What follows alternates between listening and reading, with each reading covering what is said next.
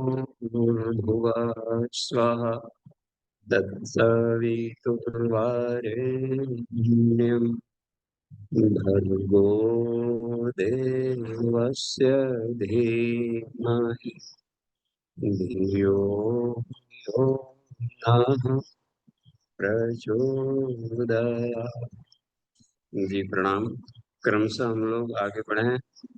श्रीमद् भागवत गीता त्रयोदश अध्याय। आज श्लोक संख्या हम लोग 17 से लेकर 24 तक। इस पर थोड़ा सा उसके आध्यात्मिक और वैज्ञानिक विश्लेषण करते हुए यथार्थता को समझने का प्रयास करें। तो सीधे उसका हिंदी वाचन शुरू में ही देख लेते हैं। किरण जी के पास पहुंचे। पद्य शैली में उसका पद्य अनुवाद है। संतों की भाषा में पहले समझें, फिर कृष्ण की भाषा में समझेंगे संस्कृत को। जी बाबूजी प्रणाम, सभी को प्रणाम। 13वां अध्याय 17 से 24 तक। वह ब्रह्म ज्योतियों की सुज्योति इस माया से है सदा परे, सब में सुस्थित है ज्ञान रूप, है ज्ञान गम में वह गे अरे। वह ब्रह्म ज्योतियों की सुज्योति इस माया से है सदा परे, सब में सुस्थित है ज्ञान रूप, है ज्ञान गम में वह गे अरे। यूं क्षेत्र ज्ञान है गए पार्थ, दुर्लभ भी सुलभ कहा जाता, इसे तत्व से जान भगत, मेरा स्वरूप है पा जाता। यूं क्षेत्र ज्ञान है गए पार्थ, दुर्लभ भी सुलभ कहा जाता, इसे तत्व से जान भगत, मेरा स्वरूप है पा जाता। है प्रकृति पुरुष दोनों अनादि, ऐसा कुरु नंदन सत्य जान, है त्रिगुण विकार प्रकृति संभव, तू समझ इन्हें निज हृदय मान। है प्रकृति पुरुष दोनों अनादि, ऐसा कुरु नंदन सत्य जान, है त्रिगुण विकार प्रकृति संभव, तू समझ इन्हें निज हृदय मान। है प्रकृति यही निश्चय पूरक, है प्रकृति यही निश्चय पूर्वक, इस कार्य करण का प्रभव हेतु, सुख दुखों के भोक्तापन में है जीवात्मा ये सदा हेतु। है प्रकृति यही निश्चय पूर्वक, इस कार्य करण का प्रभव हेतु, सुख दुखों के भोक्तापन में है जीवात्मा ये सदा हेतु। रह करके नित्य प्रकृति में ही भोगता मनुज है त्रिगुण भोग, रह करके नित्य प्रकृति में ही भोगता मनुज है त्रिगुण भोग, सत असत योनियों का कारण है निश्चय कर यह त्रिगुण योग। सत असत योनियों का कारण है निश्चय कर यह त्रिगुण योग। इस तन में सुस्थित हुआ पुरुष परमात्मा कहलाता यथार्थ, उपद्रष्टा अनुमंता भरता, भोगता सर्वेश्वर वही पार्थ। इस तन में सुस्थित हुआ पुरुष परमात्मा कहलाता यथार्थ, उपद्रष्टा अनुमंता भरता, भोगता सर्वेश्वर वही पार्थ। यूं प्रकृति पुरुष को गुणों सहित जो मनुज तत्व से गाएगा, सर्वथा वर्तता हुआ भला, वह पुनर्जन्म क्यों पाएगा। यूं प्रकृति पुरुष को गुणों सहित जो मनुज तत्व से गाएगा, सर्वथा वर्तता हुआ भला, वह पुनर्जन्म क्यों पाएगा। कुछ ध्यान मगन निर्मल मति हो, निज उर में प्रभु को लाते हैं, कुछ ज्ञानी सांख्य योग द्वारा, कुछ कर्म योग से पाते हैं। कुछ ध्यान मगन निर्मल मति हो, निज उर में प्रभु को लाते हैं, कुछ ज्ञानी सांख्य योग द्वारा, कुछ कर्म योग से पाते हैं। जी बाबूजी प्रणाम, सभी को प्रणाम।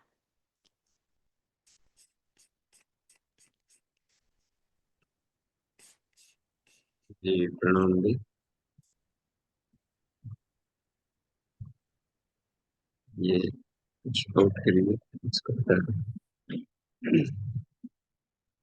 आइए हम लोग अब उसको मूल रूप में सुने, श्रीमद् भागवत गीता की मूल टीका, जो संस्कृत शब्दावली में भगवान श्री कृष्ण ने अर्जुन से वहां युद्ध में, एक युद्ध है, केवल हम लोग लड़ने लड़ाने को न सुने। आत्म साधना सबसे उत्कृष्ट युद्ध है। आओ लड़े स्वयं के कलुषों से, कलमशों से, भोगों से, वासना से, रोगों के राक्षसों से।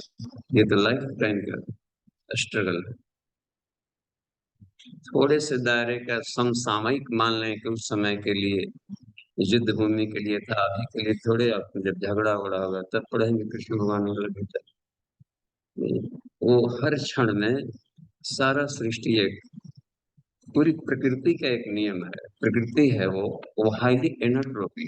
एनोट्रोपी माने आत्मिकी के विरुद्ध चलने वाला। दो अलग डायरेक्शन में जाती है गाड़ियां, तो स्पीड उसका डबल से भी अधिक दिखता है। कितना हो तेज वायुयान भी चल रहा, पैरेलल चल रहे हो, लगता है कि दोनों नहीं चल रहा। कम स्पीड की गाड़ियां क्रॉस करती है तो दिखता है, लगता है कि इसमें उड़ा करके लेके चल देगा।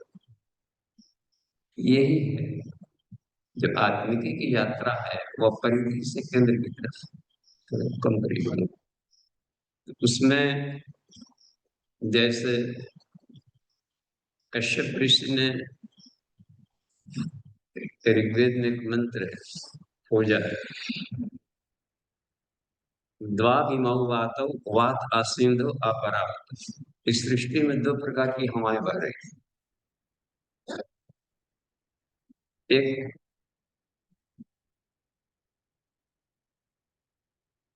केंद्र से जा रही है परिधि की तरफ, जैसे ट्रेनें एक ही रहती है, ट्रेन अप डाउन कहा है, उसका नंबर बदल जाएगा, स्टेशनों का मिलने का भी क्रम बदलेगा। तो जो ट्रेनें क्षेत्र से टुवर्ड्स सेंट्रल मुख्यालय जाएगी उसको अप करेगा, जो मुख्यालय से दूर जा रही हो क्षेत्र में उसको डाउन करेगी। कहाँ से खुलेगी? तो ईश्वर से सब प्रस्फुटित हुआ, यानी ईश्वर से जहां परिधि तरफ जाने लगे डाउन ट्रेन जा रहे हैं, और जहां फिर अपने शरीर से अन्नमय मूलाधार से सहस्रार की तरफ यात्रा कर रहे केंद्र की तरफ पहुंच रहे हैं। ये दिन में सब अश्वत्थ वृक्षों जिसकी जड़ ऊपर, यदि रूट पर पहुंचना हो केंद्र में कि कहाँ से गौमूत्री जमुनोत्री, कहाँ से गोमुख से निकला है धारा, तो जब मुख्यालय की तरफ जाता है तो दो धारा है, केंद्र से बाहर निकलना, बाहर से मुख्यालय को जाना, अप डाउन कृष्ण की तरफ। तो टुवार्ड और टुवार्ड ब्रह्म मुख्यालय। तो साथ है कि दोनों हमारी साधना हो रही है आत्मा को आत्म साक्षात्कार के लिए, ईश्वर साक्षात्कार के लिए।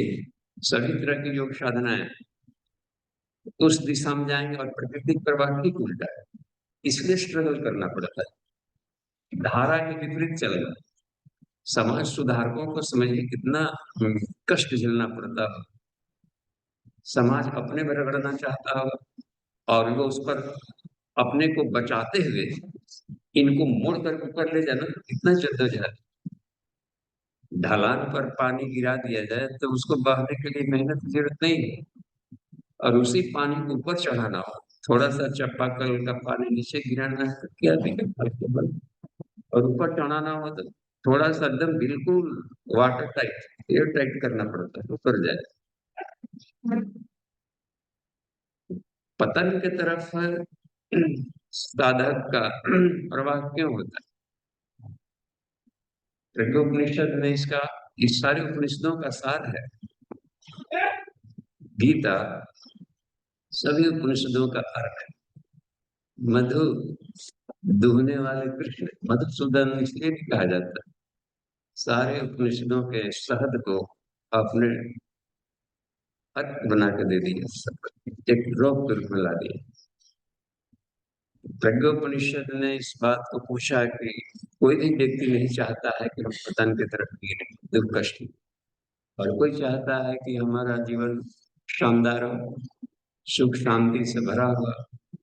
आत्म साधना में सब कोई बढ़ता है, तो फिर बीच में पतन की तरफ क्यों गिर गए? लगता है ना कभी इतने आगे बढ़ते गिर पड़े।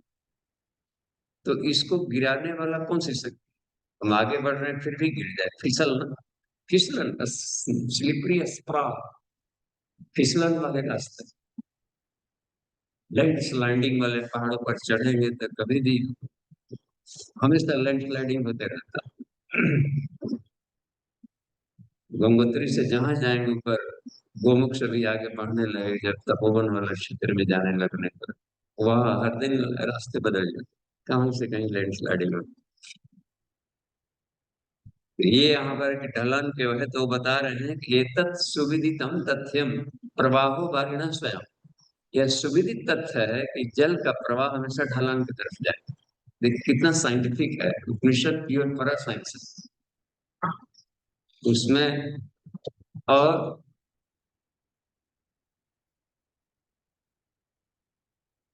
जो नीचे की तरफ बहाव होता है उसका कारण होता है गुरुत्वाकर्षण। गुरुत्वाकर्षण के सिद्धांत से वो खींचेगा, तो हमको पतन की तरफ कौन खींचा? आगे बढ़ रहे थे तो पतन की तरफ कौन खींचा? तो हमारे जन्म जन्मांतरों के चित्त में जो संस्कार है वो गुरुत्वाकर्षण के काम करते हैं, ग्रेविटेशनल पुल खींचते हैं। असली साधना में लड़ाई उसी से कर रही है। अवचेतन मन में दबे पड़े हुए जन्म जन्मांतरों के कुसंस्कारों से वो हमेशा पतन की तरफ ले जाए।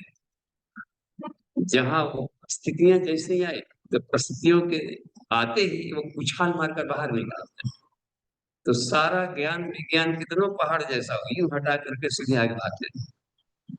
तो ये पढ़ा लिखा स्कूल कॉलेज का ज्ञान वहां पर नहीं काम आता, सबको उखाड़ उखाड़ कर फेंक देगा। इतना ताकतवर है गुरुत्वाकर्षण सिद्धांत। तो उससे ऊपर उठने के लिए भावनात्मक पुरुषार्थ करना पड़ता है। तो इसलिए अब देखिए यहाँ पर कहते हैं, अभी कृष्ण बता रहे हैं, इसलिए पिछले अध्याय में आया था कि करोड़ों लोग चलते उसमें से कोई एक सफल होता है। इसीलिए कि जो भावनात्मक पुरुषार्थ कर सके आगे बढ़ने का वो पा ले। जो इस स्ट्रगल में पीछे रह गए आत्म साधना में से, तो फिर नीचे बह गए। तो स्ट्रगल, गीता एक स्ट्रगल है आत्म साक्षात्कार का। तो इसी के प्रोसेस में जो साधनात्मक पुरुषार्थ करने पड़ते हैं यही युद्ध है, जो कि हमेशा शाश्वत है। यदि उपनिषद है गीता, इसका मतलब है कि हर व्यक्ति में हर क्षण लागू होने वाला सिद्धांत, किसी खास परिस्थितियों के लिए नहीं कहा गया, हर व्यक्ति के लिए हर क्षण के उपयोग में आने वाले सूत्र सिद्धांत। अभी देखिए इसमें निकालिए और अगला सूत्र हम लोग पढ़े संस्कृत में। अपने अपने सूत्रों को खोज लीजिए, किताब हाथ में लिए हो तो खोल लीजिए। और 16वां तक हो गया था। देखिए 16वें में बता रहे थे अभी कृष्ण, इस अध्याय में 3 चीजों पर प्रकाश डाला। क्षेत्र, प्रकृति के कितने घटक, इसको भली भांति जाने, और उनके गुणकर्म स्वभाव क्या है। ये 24 तत्वों से बने हुए हैं और इनके गुणकर्म क्या है। मन का क्या स्वभाव है, कैसे बनता है, बिगड़ता है। अहंकार का क्या स्वभाव है, बुद्धि का क्या गुणकर्म है, पृथ्वी का क्या गुणकर्म है, उस पर नियंत्रण करना हो तो कैसे क्या करें। तो उस पर कैसे नियंत्रण करें इसको ज्ञान कहा है। इसमें अपराध और कहाँ से निकला है, कौन समेटता है और ये करता है, उसको कहा वो चित्रज्ञ।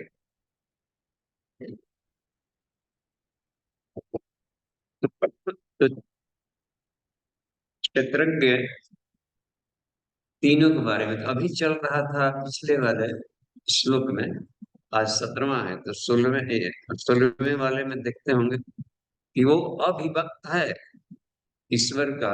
ईश्वर कैसा है, जब तक से न जानकारी होगा तो हम कैसे दोस्ती करें। कहाँ है, कैसा है, क्या उसका स्वरूप है ईश्वर का। ईश्वर की शरण में जाओ, एड्रेस पूछेंगे ना लोग कि कहाँ जाए, और दिख ही नहीं रहा है। इधर बोल दिया है कि ईश्वर सर्वव्यापी हर जगह, अब दिखता नहीं है ना। दिक्कत तो यह है कि वो विजिबल नहीं, ज्ञानेंद्रियों से, किसी भी इंद्रियों से वो नहीं पकड़े में आएगा।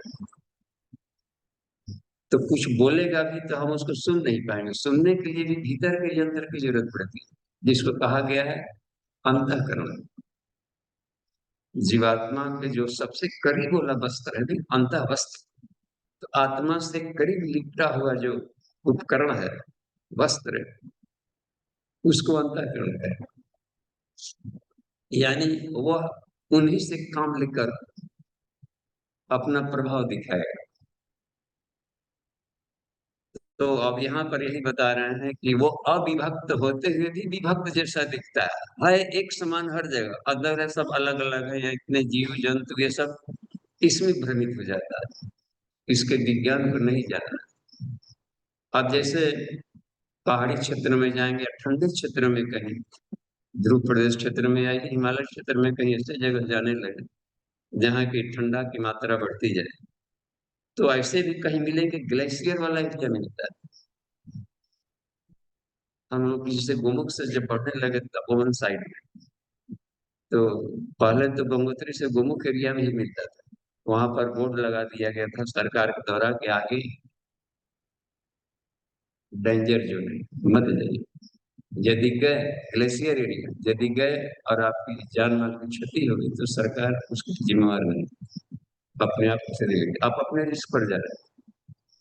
तुम देखा कि ग्लेशियर है तो ऊपर का परत हार्ड है, और पैर रखेंगे तो पता नहीं कहाँ पर कम बर्फ है, वहां नीचे गए, पिघल जाएगा, इधर इतना सा गल जाएगा। तो अब उसका कहीं पपड़ी जैसा है, कहीं मोटा है लेयर, अब कोई बताने वाला है नहीं, क्योंकि उधर यात्रा नहीं है, रास्ते नहीं। तो नीचे पानी भी है, ग्लेशियर भी होता है तो मछलियां जीवित रह रही है, ऊपर हो गया हार्ड देखिए, और भीतर गर्म है, भीतर लिक्विड है। तो समुद्र का समुद्र भी है, पानी भी है, और पानी का कुछ अंश बर्फ पड़ गया, दोनों मंतर दिख रहा है, पदार्थ की अवस्था में है, गैस नहीं दिख रहा है, कॉन्डेंस्ड हुआ लिक्विड, पानी दिखने भी लगा लेकिन उसका गुण अलग, उसको हम पकड़ नहीं पा रहे, और वही बर्फ बन गया। तो है तो कि सिर्फ अवस्था परिवर्तन है ये परब्रह्म का, विभिन्न रूपों में दिखाई पड़ रहा है। तो इसकी यथार्थ जानकारी होती जाएगी तो पता तो चल जाएगा कि एको ब्रह्म द्वितीयो न अस्ति, सर्वम खलु इदम ब्रह्म, सब एक ही तत्व से बना। यही उसने बता दिया है कि अविभक्त है लेकिन विभक्त जैसा दिखता है, वही सारे सृष्टि को उत्पन्न करता है, पोषण देता है और अपने विलीन करता है। ये ठीक पहले वाले मंत्र में था, 16वां। अब 17वां से आज देखेंगे। बोलिए। उसी का गुण अभी परब्रह्म के गुण, परमात्मा के गुणों की यहाँ पर अभी चर्चा है, कैसा है। ओम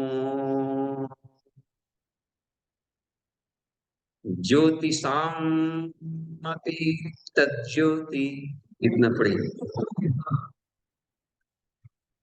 ज्योतिषामपि तज्ज्योति, और तेज बोलिए, इतने समूह बैठे, डर डर क्या बोले, बोलिए टनाका एकदम। ये लोग जानेंगे तो गलती होगा तब न दूसरा कहेंगे कि थोड़ा इसको बोला जाए। तो बुनो बुनो, पहले गार्जियन बच्चे पढ़ते थे ना, थोड़ा तेज पढ़, और उधर झाड़ू भी लगा रहे, सानी को तरह मसीह का, ताकि दूर से ही जान जाए कि कहाँ गलती किया, गार्जियन सुधार लेंगे। ये ज्योतिषामपि तज्ज्योति तमसः परमुच्यते ज्ञानम ज्ञेयम ज्ञानगम्यम हृदि सर्वस्य विष्ठितम्। अब देखिए, ज्योतिषाम अभी तज्ज्योति, वह एक ऐसा प्रकाश है जो सारे, लग रहा है कि सूर्य चमक रहा है लेकिन इसकी चमक उसके चलते, सूर्य उसको प्रकाशित नहीं करती, वह ज्योतियों का ज्योति। सूर्य तो जुगनू जैसा भी नहीं है उसके साथ। जैसे उसमें एक कठोपनिषद में एक सूत्र आया था, न तत्र सूर्यो भाति, वहां चंद्रमा का प्रकाश का कोई मायने ही नहीं, सूर्य का प्रकाश मायने ही नहीं है। न तत्र सूर्यो भाति न चंद्र तारका नेमा बुद्धि तो भांति कुतो मम अग्रे। वहां बिजली की चमक भी वहां उसके सामने अंधेरे जैसा है। कितना समझाए चमकीला होगा। और सूर्य को कोई दीपक दिखा है तो क्या बात कर रहे हैं? उससे बड़ा होगा तब वो प्रकाशित करेगा इन लोग को। वहां जाते जाते ये सारे तत्व विलीन हो जाते हैं। ये सब इतना तेजस्वी है। उसका करोड़ों एक आध का करोड़ों करोड़ों सूर्य मिल जाए तो भी उसकी सामना नहीं कर सकते तेजस्विता है। और करोड़ों करोड़ों चंद्रमा मिल जाए इतना कूल है, गजब का है। अथाह ज्ञान अथाह आनंद का एक यही बता रहे हैं कि ज्योतिषाम अभी तज्जत तमेव भांतम अनुभाति सर्वम तस्य भाषा विभाति। ये सारा का सारा संसार चमकता है उसके प्रकाश से। और वह प्रकाशित यही बोल रहे हैं कि ज्योतिषा अभी तद ज्योतिष तमसः परम चित। और यह प्रकाश इतना है कि कितना हो किसी में भी, इसे मान ले कि तमस अज्ञानता कह दिया या तमस पदार्थ जड़, तो जड़ के भीतर में तम काले अंधेरे में भी है वो, तो भी उसके प्रकाश में कमी नहीं है। तम से परे इसको आवृत कर ही नहीं सकता। हम लोग को लगता है कि अंधेरा हो गया, अंधेरा कभी होता ही नहीं। ये हमारी आंखों के लेंस की गड़बड़ी है, कमी, कम पावर वाला लेंस। उल्लू को तो रात में ही दिखाई पड़ता और तेज रोशनी डांटता है कि अरे परिवार वालों सुबह देखो कितना दोपहरिया हो गया। तो उसको रोशनी कहाँ से देगी? इसका मतलब है कि हमारी आंखें खास फ्रीक्वेंसी की किरणों को देख रही है। कॉस्मिक रेडिएशन कहाँ देख पा रहा है? अल्ट्रा वायलेट नहीं देख रहे, एक्सरे नहीं देख रहे, गमारेज नहीं देख रहे हैं। ये थोड़ी सी देख रहे हैं, इससे अनंत गुना अधिक किरणें हैं जिसको हम लोग नहीं देख पा रहे। और बहुत शक्तिशाली, इसलिए कहा था कि तमस से बहुत परे है। तो ये आंखों के एक लेंस है कि खास तरह के ही तरंगों को पकड़ता है। इसलिए हम लोग दिन रात कह के ये कर रहे हैं, दिन अलग है रात अलग है, कहीं रोशनी नहीं है, रोशनी गायब हो गई। अब समझिए उल्लू की आंख का चश्मा बनने लगे। आह मजा है। खूब बिकेगा रात में तो कभी दौड़ लगा लगा।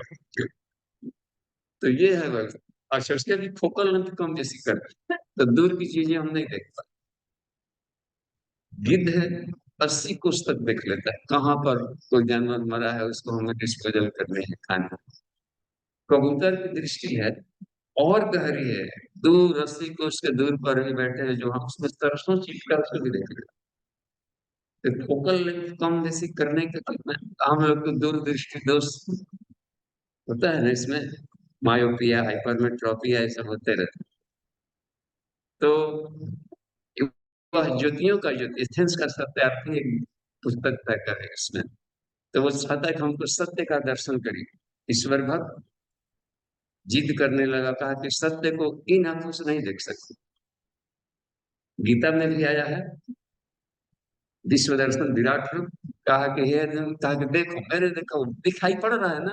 ओ, दिखाई पड़ रहा है तो इन आंखों से आई बोल रहे हैं कि देखो कितना, देखो कितना। ओ नहीं दिख रहा है वो, इन आंखों से नहीं दिखता है। ये भीतर एक और आंख, दो भीतर भी, आई बॉल बाहर दो है तो भीतर भी दो है, पिनियल पिट्यूटरी की जो कहा जाता है, वह भीतर के नेत्र है, दिव्य दृष्टि, थर्ड आई। वो हर एक जीवों के भीतर में, जो ललाट के सीध में भीतर केंद्र में देखेंगे कि वहां पर एक थर्ड आई कहलाता है और उसे तालमेल बैठता है पिनियल ग्लैंड से। वो भी बिल्कुल उसमें जो लिक्विड है पाया खोजकर्ताओं ने, वैज्ञानिकों ने, कि आंख वाला लिक्विड उसमें भी भरा। और वो विवेक साइड सुपर कॉन्शियसनेस वाला एरिया में देखिए, इसलिए वो दिखता है तो सत्य को दिखता है इसी नेत्र से। उसको जगाना पड़ता है वैज्ञानिकों से। तो इसी को जगाने के लिए उस तरीके से रेडिएशन फेंकते हैं। दिव्यम ददामि ते चक्ष कस्य में योगमेश्वर। उस दिव्य दृष्टि को संजय को भी दिया था, वहां पर व्यास ने दिया था कि तुम नहीं जा सकते और इसकी जिद है कि हम भी देखना चाहते हैं महाभारत, तो तुम देखना, इसको कमेंट्री सुना देना। कि ऐसा हो रहा है वैसा हो रहा है करने। धृतराष्ट्र वहां भी दिव्य दृष्टि दिए थे उसको, बर्बरी को, कि मैं देखना चाहता हूँ पूरा महाभारत। तो वहां पीपल के पेड़ पर लटका हुआ कहीं उसका मुंड, और कहाँ वहां पर जुद्ध में चल रहा है, तो वहां से वो देख रहा था। तो किस लेयर कर कितने वोल्टेज का, वाटेज का, पावर का उसमें दिया गया दृष्टि, उसके भी फोकल लेंथ होता है। सबके दिव्य दृष्टि में अंतर था। अर्जुन को जो दिख रहा था वो अन्यों को नहीं दिख रहा था, भीष्मपितामह वगैरह को नहीं दिख रहा था। जो धन इनको देख रहा था, अच्छा जो बड़बड़ी को देख रहा था, वो अर्जुन को नहीं दिख रहा था। वो भिन्न ढंग से देख रहा था पूरे दृश्य को। एक ही व्यक्ति मार रहा है, एक ही व्यक्ति मर रहा है, ये अर्जुन को नहीं देख रहे थे। हमने मारा, तुमने मारा, ऐसा देख रहे। तो ये हुआ कर, इसका मतलब है कि उसके भी फोकल लेंथ होंगे। तो गुरु उस आधार पर, साधना के आधार पर उस स्तर का ऋषियों के अपने अपने विकसित हुए। जैसे पिपलादर्शी, त्रिकालदर्शी, बुद्ध भविष्य वर्तमान को एक साथ देख लेते थे। वशिष्ठ, ये सब त्रिकालदर्शी। तो ये बता दिए थे, हे राम तुम 8वें राम हो, जब गए थे पढ़ाते। अगली बार कृष्ण आएगा तो उसमें 16वीं बार आएगा, 16वीं बार आएगा कृष्ण, और अपने शरीर को दो भाग करेगा, आधा अर्जुन बन जाएगा, आधा कृष्ण बन जाएगा। अर्जुन बनकर अमुक अमुक प्रश्न करेगा, कृष्ण बनकर अमुक अमुक उत्तर देगा। ये सारा राम को बता रहे हैं आगे की बात, ये होने वाली। तो ये अपने भीतर की अनंत रिद्धि सिद्धियां, यह बता रहे हैं कि वह तमस से बिल्कुल परे, यहाँ पर कहीं पर अंधेरा है ही नहीं, तेजो वैसा, वो प्रकाश के रूप में। तो तमसा प्रमुच्यते, आगे देखिए, ज्ञानम ज्ञेय ज्ञानगम्यम हृदय सर्वस्य तिष्ठितम। दूसरे पंक्ति में है कि वह ज्ञान स्वरूप है। ईश्वर क्या है? ज्ञान स्वरूप। तो ज्ञान स्वरूप को ही कहा जाता है ये, क्या बोल सकते हैं उसको, बुद्धत्व। बुद्धत्व है, और वह ज्ञान ब्रह्म ज्ञान समझ सकते हैं। ब्रह्म विद्या को ही ब्रह्म ज्ञान कहते हैं। ठीक। ज्ञेय, जानने योग्य, हमें इस संसार में क्या जाने, आत्मा वार्ज्ञतम, क्या जानना, क्या पाएंगे तो बात बनती है, वर्ण करना। तत्सवित, उस सविता गायत्री मंत्र में बताया गया, इस वर्ण करने जो कि सृष्टि में क्या है, तत्सवित, वह परमात्मा। बहुतों ने प्रयोग किया कि नहीं इससे भी सुख मिलता है, यहाँ इसको बटोरे। धन को बटोरने का प्रयोग किया था रावण जैसे लोगों ने, बल के लिए बढ़ा कर ये सब किया। तो जितने भी तरह के बल हैं, शरीर बल, प्राण बल, मनोबल, इन सब से श्रेष्ठ है बल।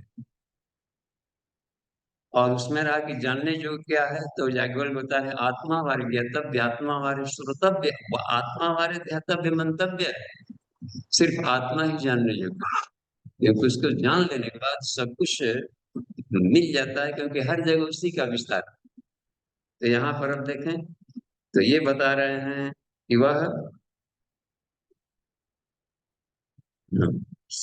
ज्ञान गम्यम, ज्ञेय है, ज्ञान गम्यम है, और ज्ञान के द्वारा जाना जाता है। ये भी देखिए, ज्ञान स्वरूप है तो ज्ञान के द्वारा जाना जाता है।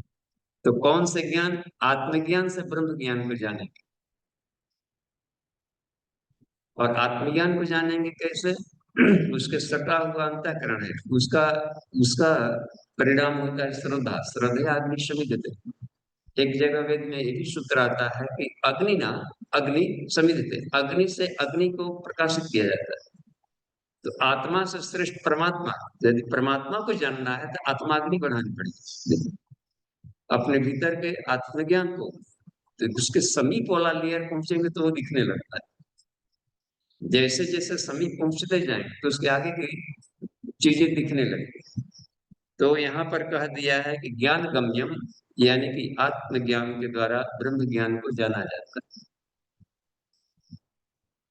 और भी देखिए, हृदय सर्वस्य विष्ठितम, शरीर में कहाँ पर है? हृदय, हृदय यानी अंतःकरण। इस हार्ट पंपिंग वाले हार्ट को नहीं कहा गया, इसमें भी वैसे तत्व है पेसमेकर वगैरह के, वो काम नहीं करे तो हार्ट बीट रुक गया तो लोग कह देते हैं कि शरीर इसका अपडेट हो गया। अपडेट नहीं हुआ है, हो सकता है कि कोमा में गया, कहाँ हो गया, क्या हो गया है कहीं। असली होता है ब्रेन में, अंतःकरण, मन बुद्धि चित्त अहंकार का मुख्यालय है, ब्रह्मरंध्र है, उसमें जाकर के वो स्थिर है। जब परिजीकरण करते हैं ऋषिगण हिमालय में, तो उनके सारे शरीर फ्रीड हो जाते, कहीं नस नाड़ियां नहीं चली, फिर भी जीवित रहता है। चक्र उपचक्रों से भीतर से वो मन बुद्धि चित्त अहंकार इससे एनर्जी लेते रहता है और भीतर उनकी गर्मी बनी रहती है। फिर शरीर को जब ये करना होता है तो सीजन आने पर ये करके या धीरे धीरे प्राणायाम करके फिर अपने आ जाते हैं सर। तो यह बता रहे हैं कि वह ज्ञान गम्य है, क्योंकि ज्ञान स्वरूप है, तो ज्ञान के द्वारा जाना जाता है। और ज्ञानाग्नि सर्व कर्माणि भस्मसात् कुरुते अर्जुन है, ज्ञान की अग्नि से सब कुछ भस्म कर सकते हैं, प्रारब्ध को भी, क्रियमाण को भी, और संचित कर्मों को भी। तो यहाँ पर देखिए लिख रहे हैं कि वह हृदय में स्थित है। तो ध्यान करना है यदि परमात्मा को भीतर में, तो अपने हृदय में ध्यान करें, ब्रह्मरंध्र में। कहीं कहीं ब्रह्मरंध्र को त्रिकुटी शब्द का प्रयोग किया, त्रिकुटी, और त्रिकुटी वाला एरिया पड़ता है मिड ब्रेन। तो वहां पर यदि हम ध्यान करें, यहाँ इसका एनाटॉमी, नितिन एनाटॉमी सबको दिखा लेंगे भीतर का, ताकि जो साइंस नहीं पढ़ा है तो उनको पता चल जाए कि भीतर की कैसी बनावट है और कहाँ पर मेडिटेशन करने से पूरे ब्रेन को लाभ मिलता है। तो वहां पर अपने छोटे से स्टोरी के रूप में ध्यान करें, अंगुष्ठ मात्र एवं पुरुष। जैसे कल पुरुष की बात चल, उसमें बताया नहीं कि वो बहुत सारे हाथ मुंह वाला, सहस्त्र शीर्षा पुरुष, सहस्राक्ष, सहस्त्रपाद, देखने कितने पैर, सब भूमिगुम सर्वतः अस्पृत्वा अति अतिष्ठत दशांगुलम। तो दशांगुलम का अर्थ भी है कि अंगुष्ठ मात्र दशा में, दशांगुलम का अर्थ अनंत, अनंत अर्थ दशांगुलम मन होगा कि पूर्णांक से परे भी है बाहर, अति अतिष्ठा। और यहाँ है कि सबका अतिक्रमण करते हुए भीतर भी है, अंगुष्ठ मात्र अयम पुरुष, ये भी आएगा कहीं उपनिषद में आता है, उपनिषद में ही है। तो उसका ध्यान करें, हे नचिकेता, इस तरीके से ध्यान करो, श्वेता स्वतर उपनिषद में भी आएगा। तो इसमें हम लोग देखें कि हृदय सर्वस्व विश्रितम, सभी के अंतःकरण में विद्यमान। आगे ये कितना अच्छा स्वरूप बता रहा है, ताकि हमें मेडिटेशन ध्यान में अब सभी जानकारी मिलता जाए तो भटकाव रुके। शिव जी कार्तिकेय को पढ़ा रहे स्कंदोपनिषद, हे कार्तिका, देहो देवालय, इस शरीर को भगवान का मंदिर मान, शरीर को भगवान का मंदिर मान, और सजीव केवल शिव, भीतर की जो जीवात्मा है वह शिव है। पाशबद्ध तथा जीव, वह आवृत हो गया है मन बुद्धि चित्त अहंकार से, तो जीव कहलाता है। पाश मुक्तो सदा शिव, उसको सिर्फ उस अज्ञानता के परत को सिर्फ हटाओगे, त्यजित अज्ञान निर्माल्य, सोहम भाव न पूजे, सोहम भाव से जब स्मरण करेंगे ईश्वर का साथ में, जो ईश्वर गुण है मेरे हैं, वो बिल्कुल अशब्दो हम, स्पर्शो हम, अनंगो हम, असंगो हम, तो इस तरीके से उसके निकलने शुरू हो जाते हैं प्रकाश, जब सूर्य लाभान्वित कर देंगे, साक्षात्कार कराएंगे। तो ये यहाँ पर दे दिए है। और देखिए 18वें सूत्र को दोहराइए, इति क्षेत्रम तथा ज्ञानम ज्ञेयं चोक्तम समासतः मद्भक्त एतद् विज्ञाय मद्भावायुपपद्यते। इति क्षेत्र, जो भी हमने यह क्षेत्र तथा ज्ञान और ज्ञेय, जो भी हमने कहा, समासता का मतलब होता है संक्षिप्तीकरण करके, इसका विस्तार तो अनंत समय ले लेगा करना है, उसको हमने सार रूप में हमने कहा। क्षेत्र के बारे में दिया, ज्ञान भी और ज्ञेय भी, ईश्वर के बारे में भी बताया, परमात्मा का क्या स्वरूप है, ज्ञान भी कि अशक्त रहित होकर के अनाशक्त वाला जो बुद्धित्व आता है इसमें करना, उसको ज्ञान कहते हैं। अनासक्त दृष्टिकोण, क्रियाकलाप, ये ज्ञान उसमें दे दिया कि हमें किस तरीके के तत्व से वो मिलता है। और क्रिया जानने वाला, परमात्मा के बारे में, क्षेत्र में प्रकृति के बारे में भी बताया, ज्ञान के बारे में भी बताया इस चैप्टर में, और ज्ञ के बारे में, परमात्मा के बारे में भी बताया। संक्षेप में कहा गया जो मेरे भक्त है, यानी जो आत्म साधना में रत है, मद भक्त एतत् विज्ञाय, इसको भली भांति जानकर, मद भावायो उपपद्यते, मेरे स्वरूप को पाले। और यथार्थ स्वरूप को देख करके उस दृष्टिकोण से हम चलेंगे फिरेंगे तो इस तरीके के जो संस्कार पक जाएगा, ये अपने आप की धरातल, तो उस ईश्वर के स्वरूप में विलीन होता है, ईश्वर के स्वरूप में बनकर ईश्वर में बन जाता है। ऐसे लोगों को लोग भगवान कहते हैं। भगवान बुद्ध, भगवान श्री कृष्ण, भगवान श्री राम, भगवान शब्द लगा दिया जाता है क्योंकि वो उसके साथ तद्रुप हो गया। यहाँ तद्रुप हो जाएंगे तो फिर उसकी सारी की सारी विद्युत धारा, एक छोटा सा बल्ब है देखिए, जहाँ जुड़ा जलने लगा तो उसके करंट आने लगा पूरा, भले तार पतला छोटा, लेकिन वोल्टेज उतना सब में से गुजर रहा है। अपने अपने वाटेज के अनुसार अपनी चमक, अपनी पात्रता के अनुसार पर अपना प्रभाव होगा, लेकिन ईश्वरीय करंट सब में एक समान दौड़ेगा। ये सजुजता का लाभ, तदात्म्यता का लाभ ईश्वर में बना। समर्पण, जैसे कोयला ने, काले कोयले के टुकड़े ने अग्नि में अपने को समर्पण किया, बिल्कुल लाल हो गया, तो उसके जैसा बन गया। तो समर्पण से वो बातें आ जाती। तो समर्पण का, मद भक्त का, वह भक्त जो अपने आप को समर्पित करता है, इन गुण कर्म स्वभावों में अपने आप को भूलता है, तो पक करके मेरे स्वरूप में विलीन। मेरे स्वरूप विलीन का मतलब होता है हमारे सारे गुण कर्म स्वभाव उसमें दिखने लगे, यही विलीनीकरण। बीच में कोई दीवार को हटाना, विसर्जन, विलयन। अपनी सत्ता नष्ट नहीं होगी क्योंकि सत्ता विनाशी है, देखते हैं। तो अपना स्वरूप नष्ट नहीं होगा, सिर्फ उसके करंट, उसके उसके गुण कर्म स्वभाव भीतर से गुजरने लगते हैं। तालबद्धता, लयबद्धता आ जाए, तदात्म्यता। आगे देखिए 19वां, प्रकृतिम पुरुषं चैव विध्यनादि उभावपि विकारांश्च गुणंश्चैव विद्धि प्रकृति संभवान। फिर से दोहराई, प्रकृतिम पुरुषं चैव विध्यनादि उभावपि विकारांश्च गुणांश्चैव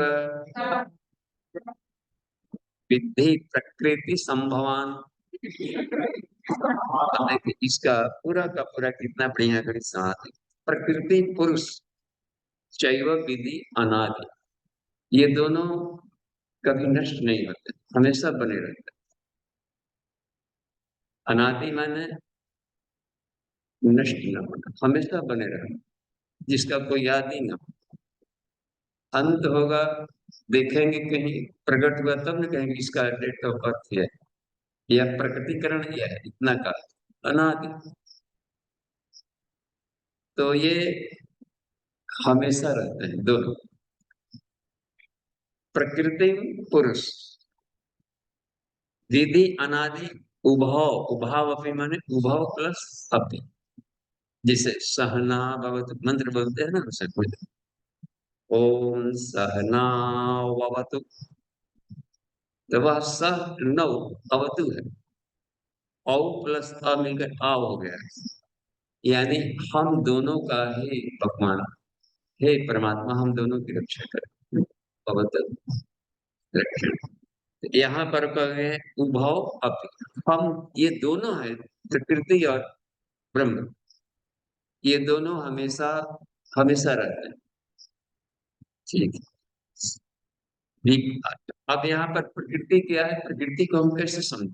पुरुष के बारे में यहाँ बता दिया है, तो प्रकृति को, प्राण को प्रकृति कहते हैं, ये भी लिख लीजिए, प्राण एवं प्रकृति। और प्राण को वैज्ञानिक भाषा में क्या कहें? ज्ञानयुक्त ऊर्जा, चैतन्य ऊर्जा को कहें। चैतन्य ऊर्जा को प्राण कहते हैं। और भी स्थूल नामकरण में अभी क्वांटा शब्द का प्रयोग किया है वैज्ञानिकों ने, वह प्राणयुक्त ऊर्जा है, ज्ञानयुक्त ऊर्जा है, उसमें ज्ञान भी घुला हुआ है, चैतन्य ऊर्जा है। इसको पुराणों में कहीं कहीं कथानकों में अर्धनारीश्वर शब्द का प्रयोग किया है। अर्धनारीश्वर, उसमें ज्ञान भी घुला है और शक्ति भी है। शक्ति को शिव, ये शक्ति ऊर्जा, पावर पार्वती कह दी, और ज्ञान को उसमें शिव कह दी। तो हर जगह प्राण है, यानी हर जगह अर्धनारीश्वर स्वरूप। तो प्राण से ही सारा संसार बना है। प्राण के समुद्र में हम लोग तैर रहे हैं। प्राण से ही सारा का सारा बाई प्रोडक्ट है विकार। प्राण से ही श्रद्धा, प्राणात श्रद्धा, आत्मा ने ऐसा प्राण हो जाए, अपने भीतर से प्राण तत्व को निकाला, प्राण से श्रद्धा निकाला, श्रद्धा से खंग, आकाश तत्व, वायु, आकाशाद वायु, वायु अग्नि। ये देखिए कितना बढ़िया से इसका उसमें से प्रस्फुटीकरण हो रहा है। इसको कहते हैं हाँ प्रेसिपिटेशन। जैसे हमको घी चाहिए, मलाई चाहिए, छाली चाहिए, मक्खन चाहिए, खोआ चाहिए, पनीर चाहिए, छाछ चाहिए, दही चाहिए, ये सब बनाने के लिए एक तत्व दे दिया, दूध। क्षीर सागर, तो यह क्षीर शब्द प्राण का समुद्र उत्पन्न किया। प्राण प्रकाशमान है, तेजो वैसा है, ज्ञानयुक्त ऊर्जा है, इसलिए दूध दूधिया कह दिया, दूध उत्पन्न किया। इस दूध को हम लोग समझ लेंगे उत्पन्न किया, तो दूध का यूज ना हो तो धूप वगैरह में खटा जाएगा, फट जाएगी। अब दूध से एग्जाम्पल, दूध से बनाना है सारा वेराइटी, तो उसमें जोरन डालेंगे, जोरन फोरन कुछ है ना, जोरन थोड़ा सा डाल देंगे, एक चम्मच। वह जोरन क्या था? ओ, ओ, एको हम बहुत श्याम की जो संकल्प हुआ वही ओ, और वह डाल करके जोरन डाल देती हैं गृहिणी।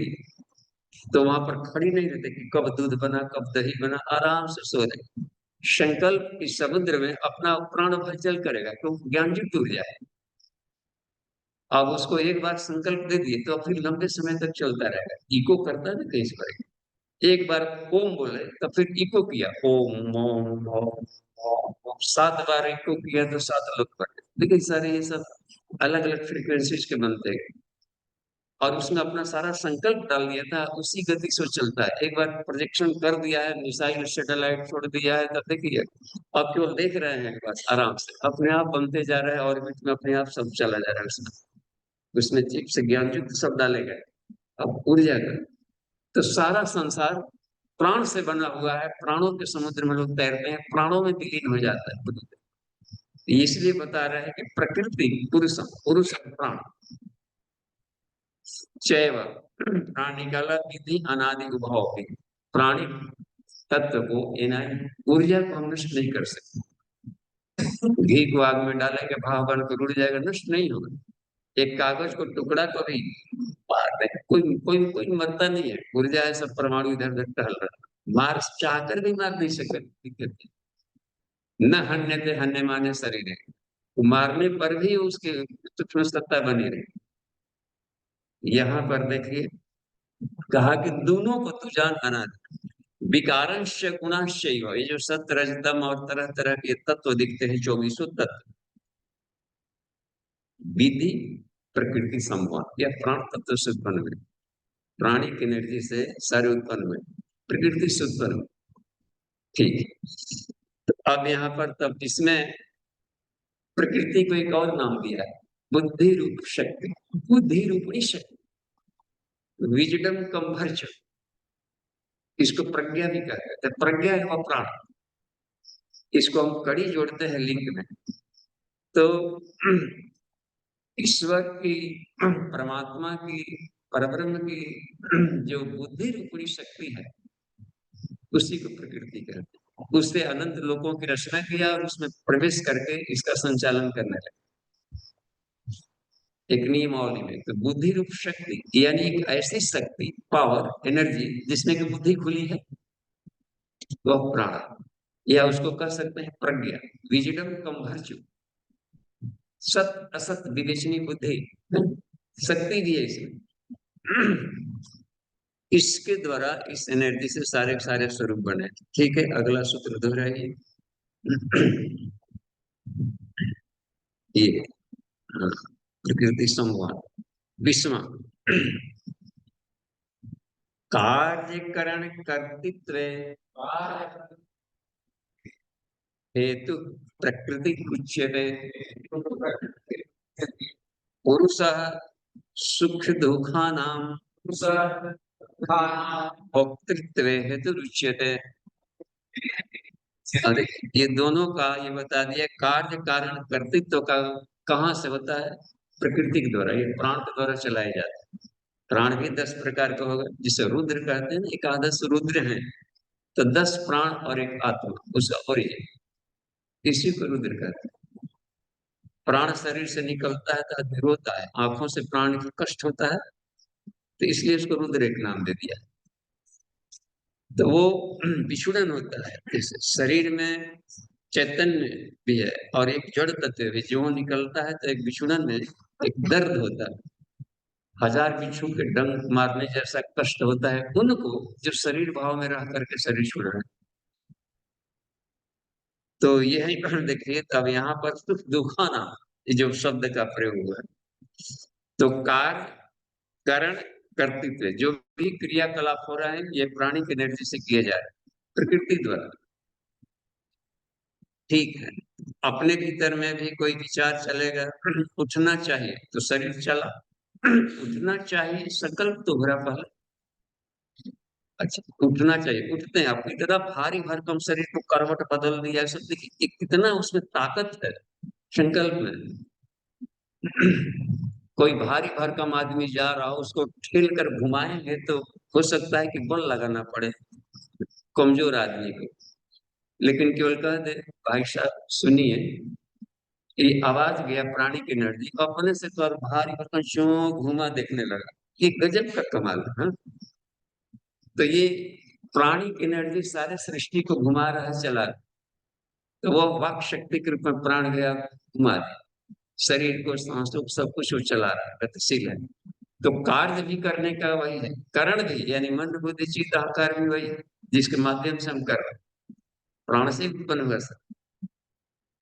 हेतु प्रकृति रुचित, इसका उद्गम, इसका कारण प्रकृति यानी प्राण या ऋतंभरा प्रज्ञा है। पतंजलि ने उसको ऋतंभरा प्रज्ञा शब्द दिया प्रयोग। और इसको पाने के लिए देखिए, प्राणायाम प्राणायाम बता रहे हैं, वहां पर आगे चल करके बता रहे हैं, प्राणों की गति को सूक्ष्म करें और सूक्ष्म करें और सूक्ष्म करें, इतना कर दें कि प्राणो भवित परब्रह्म, केवली हो जाए, केवली प्राणायाम। तो ये उसको बताते क्या, पुरुष सुख दुखाना भोक्तृत्व हेतु रुचित, जो सुख दुखों को भोगने वाला भीतर में है पुरुष, जीवात्मा, वही सुख दुखों का भोगने का कारण है। तो सुख दुख भोगेगा कौन? जीवात्मा। कब भोगेगा? अगले सूत्र में देखिए, हम कब सुख दुख भोगते हैं, कब नहीं भोगते हैं। इसी में रहते हुए, इसी में रहते हुए एक संत सब दुखों को सह रहा है, इसी में रहते हुए इन दुखों से बिलबिला रहा है कुछ आदमी। तो क्या कुछ चेंजेज हुआ दोनों को में? यदि संसार खराब रहता और दुख से भरा रहता तो इसको स्वर्गादति गरीय से नहीं कहते, स्वर्ग से भी बढ़कर। या संतों को एक जगह सूत्र आया है उसमें, बहुनान जन्मना मनते ज्ञानवान माम प्रपद्यते वासुदेव सर्वमिति सब महात्मा सुदुर्लभ। इसी संसार में हर किरण में ईश्वर को झिलमिलाता देख रहे और शांति में, आनंद में। कबीर दास को दिख रहा था यहाँ पर, खुले नयन से हंस हंस देखे, सुंदर रूप निहार, उनको कहीं भी खराब नहीं दिख रहा है। राम को यह क्लास, पीजी के क्लास में, जब पोस्ट ग्रेजुएशन के क्लासेज में, पीएचडी के क्लासेज में जब पढ़ा रहे थे वशिष्ठ, उन कक्षाओं में बताया कि हे राम, स्वेम विकार में विकार प्रसिद्ध, विकार में ब्रह्म को देखो। जब ईश्वर सर्वव्यापी है तो तुमको कूड़े कचरे इसमें, और ईश्वर सर्वव्यापी है और शांति में आनंद में है, तो वैराग्य कहाँ है? एक गजब है। अथाह शांति में है, अथाह आनंद में है और सर्वव्यापी है, तो लग रहा है ना कि यहाँ पर कहीं पर कष्ट नहीं है, तो सुख स्वरूप है। ओम भूर्भुवः स्वः, स्व यानी सुख स्वरूप, तो सुख स्वरूप है और सर्वव्यापी है, तो दुख जब कहीं है ही नहीं, तो दुख नामक तत्व तो है नहीं। कब दुख लगता है इसके बारे में भी इसमें बताया। इतना प्योर साइंस है क्षत्रिय विहार, आनंद आ जाता है। देखिए इसमें, तो ये अगला सूत्र देखिए, पुरुषः प्रकृतिस्थो हि भुंक्ते प्रकृति ज्ञान गुणान कारणं गुण संगोस्य सद सद योनि जन्मसु। साइंस है, कहता है कि जब ये आत्मा है पुरुष, वह प्रकृतिस्थ हो जाता है तो उसको जीवात्मा कहने लगता है, चिपक। नचिकेता को इसको साधना का उपाय बता रहे हैं वहां पर कि हे नचिकेता, एक अभ्यास करो जीने का। कैसा अभ्यास करें? इस शरीर को तू रथ मान, रथ शरीरम रथम दीदी, और जो जीवात्मा है उसको उसको तू रथी मान। रथी, मैं शरीर नहीं, शरीर में सवार हूं लेकिन शरीर नहीं, शरीर मेरा रथ। और इंद्रियाणी हयारा, इस रथ में कुछ घोड़े जो होते हैं उसको इंद्रियां मान। तो अपने ढंग से समझा रहे हैं, उन दिनों तांगा टमटम रथ चलता होगा तो उसी को एग्जाम्पल दे दी। आज हम लोग बाइक वगैरह सब जिस पर हम सवारी करते हैं उसका एक उदाहरण समझे। दो पैर वाला टांग वाला बाइक नहीं है, ये भी तो बाइक कहलाएगा, दो टांग से अपना टहल रहा। तो यह बात रखी है कि उसमें रथ वगैरह था तो उसको रथ का उदाहरण। और शरीरम रथमेव तो इंद्रियाणी हयाना, मन प्रगहमेव च, मन को पगहा, पगहा है भोजपुरी शब्द है। देखिए कितना शुद्ध संस्कृत इसमें मिला। तो, तो प्रगहमित, उसका नाम पगहा बांध, रस्सी बांध दे, जिधर से है तो मन से। बुद्धिम तो सारथी विधि, देखिए जो चलाने वाला इसमें सारथी बुद्धि को तुम मानो, यानी कि चलाने वाला है, पर फिर बुद्धि, बुद्धि क्या है? विजडम कम भर्च प्रज्ञा, प्राण आया फिर यहाँ, तो वही सारे क्रियाकलाप को करता है इसमें। इस तरीके से तू अभ्यास कर जीने का, तो तुम जल्दी से आत्मानुभूति पा रहे। और कभी कभी रथ से उतरने का भी ध्यान कर। जैसे मूंज को, जैसे चीरा गया, सीख निकाला गया, गन्ने को भी छिलके लगा है तो हटाकर छिलका निकाले, तो जैसे मूंज को चीर कर सीख निकालते हैं, ऐसे ही तू शरीर से बाहर निकलकर और बाहर से शरीर को देख। आत्मानुभूति जो का अभ्यास विज्ञान में किया जाए, तो यह कहते कि जब अपने को शरीर मान लेंगे कि मैं शरीर हूं, तो सुख दुख भोगने लगे।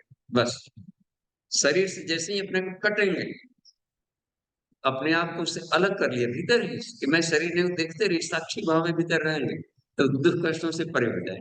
बड़ा गजब का साइंस है, केवल अभ्यास की जरूरत है, हल्के फुल्के अभ्यास पकाना। और विभिन्न योनियों में जन्म तभी लेगा जबकि शरीर से चिपकेगा, मान्यताओं से, गुण कर्म स्वभाव से, या इससे मन बुद्धि चित्त अहंकार से चिपक गया।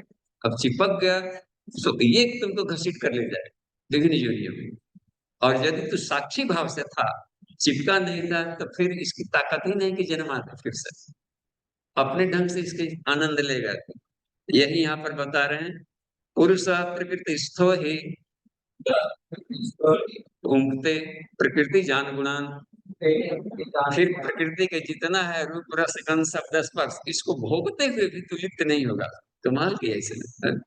प्रसादम अधिगच्छति, दूसरे अध्याय में भी क्या है इसमें, राग द्वेष वियुक्त स्थित है, और उसमें यदि कर लिया गया आत्मवश विधेय आत्मा प्रसादम अधिगच्छति, फिर भोगों का आनंद लेते हुए भी वो योगी बना रहेगा। ये गजब है। तो ये तब होगा जबकि हम अनासक्त रहें। राजा जनक के बड़ा गजब का, एक बार जनक जब सुखदेव पहुंचे थे तो देखा कि शयन कक्ष में उनको कहीं भी जाने की छूट थी, शयन कक्ष में पहुंच गए, सोए हुए थे धर्मपत्नी के साथ में। एक हाथ उनके शरीर पर था पत्नी के, और दूसरा हाथ पलंग से नीचे झूल रहा था, अंगीठी था नीचे, और जल नहीं रहा।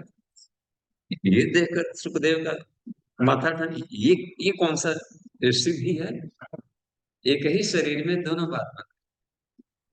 तो यह तब होता है जबकि असंगो हो, शरीर में रह करके वो रखे। तो मन का चिपकाव जहां होगा तो उसके सुख दुख अनुभव कर ले। तो मन के साथ चिपकने पर वो जीव कहा जाएगा, और जीव भोगने लगेगा, भोक्ता बनेगा। तो हम अपने आप को शिवत्व में आत्मविस्मृति न होने दें, तो फिर इसके कष्ट न रहेंगे, वो गुण अपने में अभ्यास में आने लगेगा। ओके, यहाँ पर आगे बढ़ते जाए। 22-23-24 समय देखिए 3 मिनट है, फिर भी इसको हम लोग भली भांति जाने अभी का। तो प्रश्नोत्तरी का समय थोड़ा कम कर लें, जानना गहराई में जानना जरूरी है। ढेर सारे पढ़ लेने से बात नहीं बने। जो भी पढ़े उसको थोड़ा डुबकी लगा, उसमें अपने को तौले कि हम कहा। सिर्फ पोस्टमार्टम मेडिटेशन और खाई कितनी है दोनों के बीच में। जो हमारे इष्ट हैं उनमें जो गुण है, और हम भक्त हैं तो हम में वो गुण कितनी मात्रा में है, तो इतनी गैपिंग है। इस गैपिंग को कम करने के लिए, इस दूरी को कम करने के लिए हम अपने रूटीन में रहते हुए क्या कुछ कर सकते हैं, इसका निर्धारण करना, उस पर फॉलो अप करने लगेंगे तो थोड़ी थोड़ी दूरी कम होती जाएगी, तो दोस्ती मजबूत होती जाएगी, तो वो गुण इसमें अपने आप ही आता दिखाई पड़ेगा। भगवान एक आ रहा है समझ। तब देखिए 22वां, उपद्रष्टा अनुमंता च, बोलिए, भर्ता भोक्ता महेश्वरः, परमात्मेति चाप्युक्तो देहेस्मिन् पुरुषः परः। इसी शरीर में अब दो हो गए, दो पक्षी, आत्मा परमात्मा। अब वही बता रहे हैं कि जब जब हम साक्षी भाव में रहते हैं तो समझिए कि परमात्मा स्वरूप हो गए, उसी के अंश हो गए, क्योंकि वह साक्षी चेता केवलम निर्विडस्य। तो साक्षी भाव में रहने को ही विपश्यना कहते हैं, विपश्यता शब्द है गीता में, और उसी को स्वयं भाव जो कहा जाता है, आत्मानुभूति जो विज्ञान में वो सब शब्दों के अंदर फिर पड़ रहे हैं केवल। लेकिन हमें क्या करना है कि हमेशा साक्षी चैतन्य में जीना है, अपने श्वासों की गति, अपने मन की गति, अपने बुद्धि के निर्णय की क्षमता के ऊपर से साक्षी, एक ऑब्जर्वर के रूप में हम जब देखते रहते हैं, तो दर्शक अलग है, प्लेयर अलग है।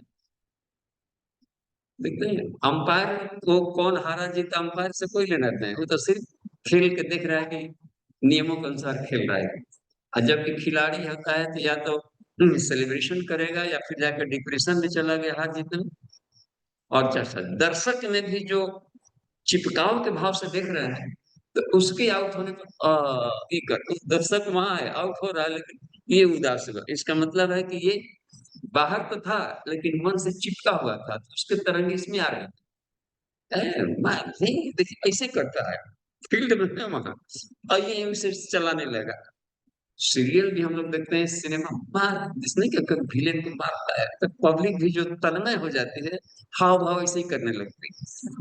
लेकिन साक्षी चैतन्य रहेंगे, वैसा दर्शक जो किसी के पक्ष में ना हो, तो वो अंपायर की भी गलती को देख लेता है। देखिए कमाल की बात, सबसे शक्तिशाली होता है दृष्टा। तय खेल अच्छा नहीं रहा, चलिए चलते उधर मूंगफली खाएंगे, बाहर चलते ऐसे बोर, वो कभी भी इतना फ्री है। तो दृष्टा होता है साक्षी चेतन, हमने भीतर में भी साक्षी चैतन्यता का विकास कर लिया, तो समझिए कि एक बहुत बड़ा सिद्धि मिल गई निर्लिप्तता का। तो उस हालत में अच्छा, भर्ता भी वही है, भोक्ता भी वह है, महेश्वर भी है, परमात्मा भी उसी को कहा जाता है कि शुद्ध आत्मा को। और भी देखिए, च अपयुक्तो देहेस्मिन् पुरुषः परः, और इस देह में रहते हुए वह परमात्मा। तो उभर देखने का तरीका भी बता दिया है, यहाँ पर देखिए 23 में, यम य एवं व्यक्ति पुरुषम, य एवं व्यक्ति पुरुषम, य एवं व्यक्ति पुरुषम, तत्तस्त तत्त पर बल लगे, डबल य एवं वित्ति पुरुषं प्रकृतिं च गुणैः सह सर्वथा वर्तमानोऽपि न स भूयो अभिजायते। जो इसको बढ़िया से तत्पूर्वक और भली भांति इसके स्वरूप को जो समझ लेता है, जान लेता है, पुरुष प्रकृति और गुणों को, विभागों को सब समझ लेता है, तो वो न उत्तेजित होगा, न हमेशा मस्त रहेगा, हर हाल में। और संसार के सारे काम करते हुए भी लिप्त नहीं होगा। और जब लिप्त नहीं होगा तो फिर से जन्म नहीं लेगा। चिपकाव ही जन्म लेने का कारण, कामनाएं उसको पाने का, भोगने का, वही जन्म लेने का कारण। तो वह यह बनता है कि स यह जो एवं वित्ति इस प्रकार जानकारी रखता है, जैसा कि हम बता रहे हैं श्री कृष्ण ने कहा, पुरुष प्रकृति और गुणों को भली भांति क्षेत्र क्षेत्र के विभाग समझिए कितना कितना कीमती है ये। इस अध्याय को इतनी वैज्ञानिकता अन्यों में नहीं मिल पा रही। हालांकि ज्ञान विज्ञान योगो नाम एक है, उसमें भी बताया गया है भूमि ये अशुद्धा प्रकृति है। तो लगता है कि दोनों काउंटर पार्ट जैसा है। यहाँ पर थोड़ा और खुलासा करके और सरलीकरण कर दे तो वह बढ़ते हुए भी नहीं आता। अंतिम सूत्र को दोहराया जाए आज का 24वां। तो देखिए कुछ उसको दिया है कि कैसे अनुभव करते हैं आत्मा। अभी प्रश्नोत्तरी सेशन होगा तब पूछिए जस्ट। ध्यानेनात्मनि पश्यन्ते केचित् आत्मनम् आत्मना अन्ये सांख्येन योगेन कर्म योगेन चापरे। देखिए बता रहे हैं कि कुछ इसको कैसे साक्षात्कार करते हैं कुछ लोग। तो कुछ योगी अन्य, यहाँ तो योग विद्या है तो साधना कर योगी ही कहलाएंगे। तो कुछ योग साधक किस तरीके से करते हैं? केचिद माने कुछ योग साधक ध्याने न, ध्यान के द्वारा आत्मनि पश्यन्ति, आत्मनि आत्मा में यानी अंतःकरण में, अपने अंतःकरण में कहें तो, या अपने जब इस बिंदु साधना में क्या किया जाता है, आत्मा के भीतर में परमात्मा को देखा जाता है। आत्मा का साक्षात्कार करेंगे। इसे मान लें कि हमने कुंडलिनी जागरण के क्रम में जब आज्ञा चक्र में जाए तो वहां सविता के तेज या अपने आप को त्रिकुटी में आत्मा का ध्यान करने लगे। असंगो हम अनंगो हम, ये बस अंगुष्ठ मात्र में पुरुष। अब उसके बाद परमात्मा का, आत्मा श्रेष्ठ परमात्मा है और कहाँ कार्य है उनका कि मैं आत्मा की आत्मा। तो साफ है देखने के लिए उसको भी उधेड़ना पड़ेगा। तो उसके भीतर में बिंदु, केंद्र बिंदु को जब देखते हैं, केंद्र बिंदु को देखने की प्रक्रिया को बिंदु साधना कहते हैं, आत्मा के केंद्र बिंदु। तो उसमें जब ड्रिल करेंगे अपने भीतर में देखते हैं, तो कुछ योगी उसमें देखकर, अद्वैत साधक उसमें देख लेंगे अपने आत्मा। तो दो है ही नहीं तो किससे ले, अपने भीतर ही देख लेंगे कबीरदास जैसे लोग। और देखते ध्यान आत्मनि पश्यन्ति केचित् आत्मनम आत्मना, आत्मना यानी कि अपने प्रज्ञा बुद्धि से अपने मन बुद्धि चित्त अहंकार को रिफाइंड कर ले तो प्रज्ञा कहलाएगा।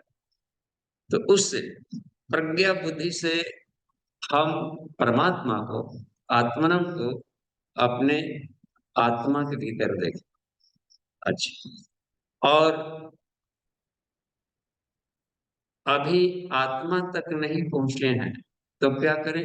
आत्मना, तो वहां पर परमात्मा को समझ, आत्मा का ध्यान करना है। तो अंतःकरण में, त्रिकुटी में, मस्तिष्क मध्य में अंगुष्ठ मात्र में पुरुषम ध्यान करें। तो यहाँ से आगे की जानकारियां मिलती बढ़ती चली जाएगी। तो ध्यान की प्रक्रिया कुछ योगी ऐसे करते हैं, इस तरीके से मेडिटेशन करके और ब्रह्म में बनते हैं। देखते हैं ध्यान मगन है।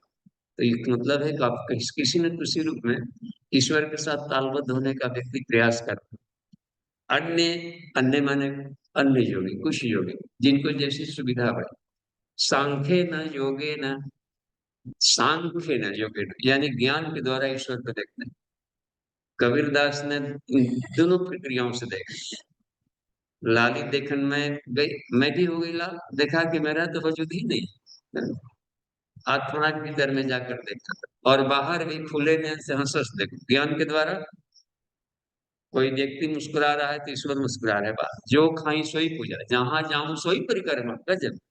गृह उद्यान एक सम लेखूं, भाव मिटाऊं दूजा।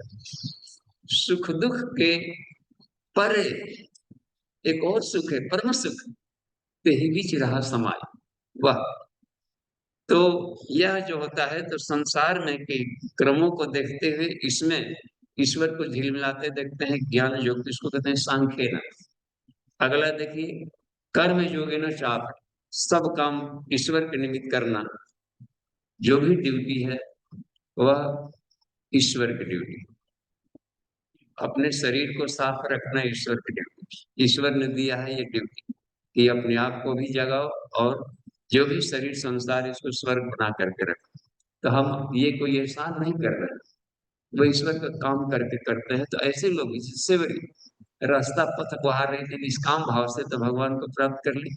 तो जो कर्म योगी हैं, कुछ लोग संसार में को भगवान का खेत मानकर इसकी सेवा, जन समुदाय लोग सेवा करते हुए ईश्वर को प्राप्त कर लेते हैं।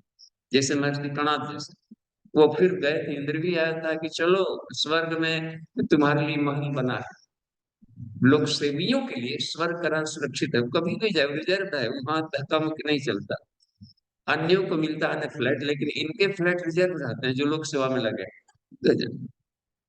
और सोना का था, इधर पहुंच गया था, क्या बोलते हैं ये कौन, नहीं, 100 अश्वमेध जग करके क्या तो नाम था जी, इंद्र पद पा लिया था। नहुस, नहुस, राजा नहुस सर्प जोनी में सीधे चला गया। तो वहां पर गया तो उसको चांदी का बिल्डिंग मिला। नहुस को कितना इस जग पर करके स्वर्ग की कामना, तो सामने स्वर्ण बिल्डिंग था। तो देखता है, लगता है कि हमसे भी कोई, पहले तो गुमान में था कि सब अश्वमेध जग कर लिए हैं तो सुप्रीमो फ्लैट सबसे उच्च क्वालिटी वाला ना, देखा है कि हम तो चांदी वाले में, सामने स्वर्ण सर है। तो बड़ा फिर भी उसको गला नहीं कर रहे थे कि हम तो जूनियर ही जूनियर है। तो सोचा कि देखिए उसमें से कैसे लोग निकलते हैं, कैसे लोग भीतर घुस रहे हैं, निकल रहे हैं। तो बरामदे में देखता था दिन भर बालकों में कोई घुसता था ना कोई निकलता था, ऐसे ही सुनसान पड़ा था। तब पूछा उधर के जो भी थे, उनके स्टाफ सारे लोग थे, कि उसमें वो किनके लिए बना है। तो कहा कि जिनके लिए बनाया गया वो आज तक आया ही नहीं। इंद्र कई बार गए बुलाने को, कम से कम उद्घाटन करके आ जाता कि ना ना, कणाद ऋषि यहाँ थे, तो कि चलो चलो तुम्हारे लिए बनाया गया कि न तो हम कामय राज्यम न स्वर्गम न पुनर्भम कामय दुख तप्ताना प्राणी नाम आत्मनाशनम। इसी बात में लोग कहा कि बुद्ध जैसे लोग कि जहाँ पर एक भी अज्ञानी रहेंगे तो हमारी पीड़ा वेदना है कि उनके ज्ञान के लिए हम छोड़कर जाएं। तो बहुत सारे योगी कहते हैं कि ऐसे योगी ईश्वर के संसार के खेत में इसके आनंद में इसी को एकदम स्वर्ग में बना के रखते हैं, तो कुछ इससे पा लेते हैं। कितना शानदार बताया। आज के अध्याय के यहाँ पर विराम देंगे। प्रश्नोत्तरी सेशन है, चलिए आज 20 मिनट है। पहले ऑनलाइन जी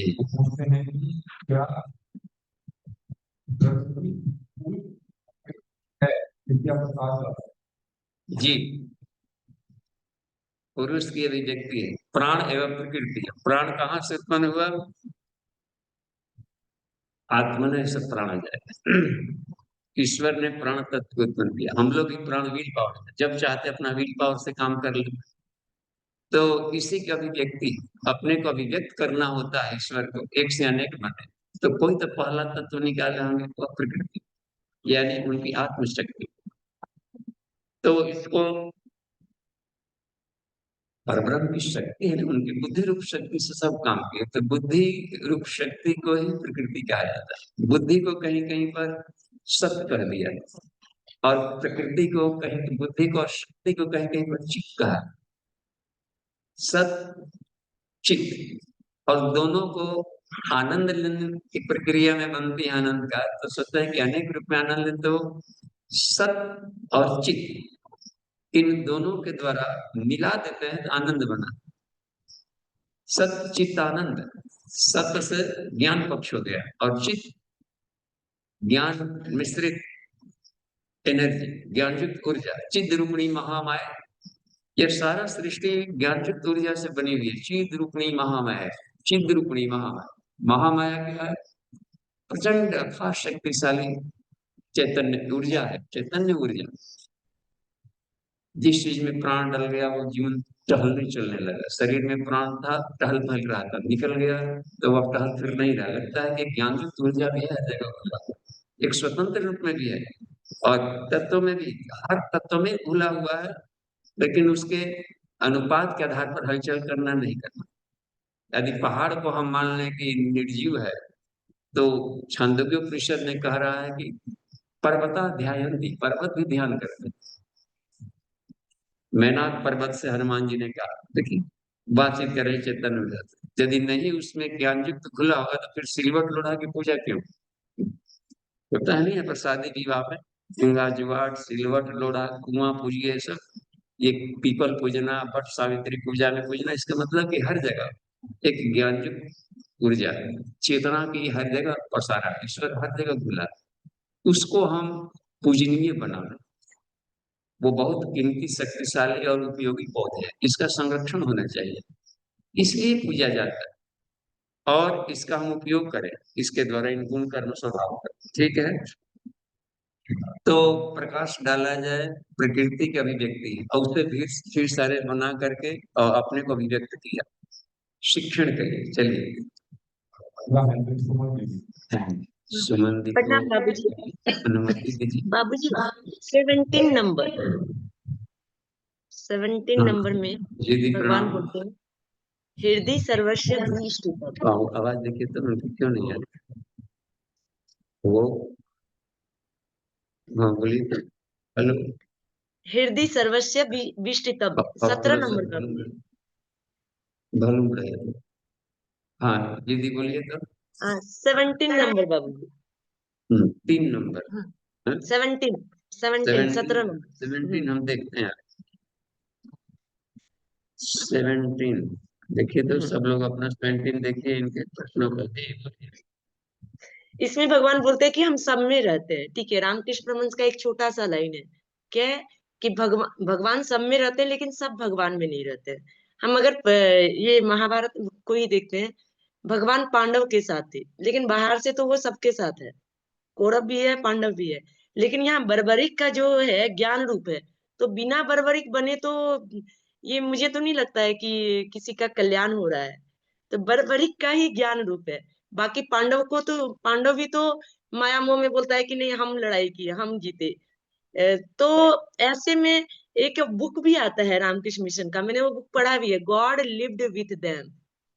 अगर हम जब अवतारी सत्ता में कोई आती है अवतार प्रक्रिया में, तो भगवान तो रहते हैं फैमिली के साथ। रामकृष्ण परमहंस की भी फैमिली थी, गुरुदेव की भी फैमिली थी, लेकिन रियल रूप में तो गुरुदेव तो डिसाइपल के साथ रहे। वो बुक जो है ना, God lived with them, 16 monastic disciple का ही है। तो फिर ये कंफ्यूजन क्यों होता है बाबूजी? God lived with them and they lived with God, दोनों तो एक ही चीज है, क्योंकि भगवान तो बोल रहे हैं कि हम सब जगह रहते हैं।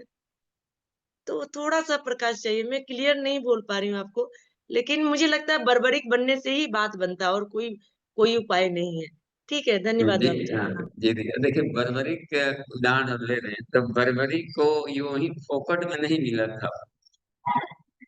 वह अपने शक्ति पक्ष को और ज्ञान पक्ष को दोनों को बहुत विकसित किया था। और वह कृष्ण के अनुदान को पाने के लिए सब बल विकसित किया था और अपने प्रतिभा को भी दिखा दिया। कहा कि हम तो आप इतना ही महाभारत के बच्चों का खेल जैसा लगता है। बड़ा कृष्ण को ये लगा रास्ते में मिले, ये भी भेष बदल करके उसको देखने गए थे कि बड़बड़ी का रहा है, कहा कि हम तो और पांडवों के पक्ष में नहीं कौरवों के पक्ष में लड़े, जब पक्ष कमजोर पड़ रहा था। इसका मतलब है कि ज्ञानयुक्त ऊर्जा के रूप में उस समय भी वो देख रहा होगा, इतना जानकारी तो पा लिया होगा। अब इसको थोड़ी सी और एक छलांग बाकी हो जाने का, और ईश्वर के उनकी माँ ने भेजा था कि तुम्हारा उद्धार होगा तो कृष्ण से उद्धार। तो वो समझ लिया था कि कृष्ण इनका, वो जान गया था वो भी इस रूप में आ रहा है कि वो ये ब्राह्मण के वेश में था। तो कहा कि कहाँ जा रहे हो? क्या नाम है, परिचय हुआ तो भी अपना परिचय ये बताया, मैं हूँ ब्राह्मण और भक्त, और वो ये बताया कि मैं बर्बरिक नाम में, इधर कहाँ जा रहे हो, बातचीत चल रही है। देखिए अब दोनों, ये भी जान रहे हैं कि वो भी जान रहा है कि, तो वहां पर कि क्यों कहा कि ये हमने देखा कि ये लोग, उसका कमजोर पक्ष है तो उसके पक्ष में हम जाए। तो क्या कर रहा है, बच्चों का खेल है, 1 दिन 2 दिन 10 दिन 18 दिन सब चलता है। तो एक एक बाण का खेल है, एक बाण में हम सारे के सारे जितनी सेनाएं हैं सबको हम मार देंगे, सबको मार सकते हैं। अच्छा, अब समझिए इतना ताकत अर्जित कर लिया था शक्ति का, फिर भी मिसयूज नहीं कर रहा था। चाहता था तो कहीं से कर चुका रहा था, उसको तो कृष्ण से मोक्ष पाता। देखिए इस बीच में केवल ड्रामेबाजी चल रही वहां पर। तो इन्होंने जांचा कैसे करो, तो यहाँ पर हम कैसे विश्वास कर रहे हैं, तुम एक ही तीर में सबको मार दे, कोई कहाँ है, कोई कहाँ, कोई भोजनालय में है, कोई मोक्षवा पर है, कोई सो रहा है, कोई युद्ध भूमि में है। एक ही बाण सब जगह कैसे जाके मार सकते हो? तो उसका प्रैक्टिकल दिखा।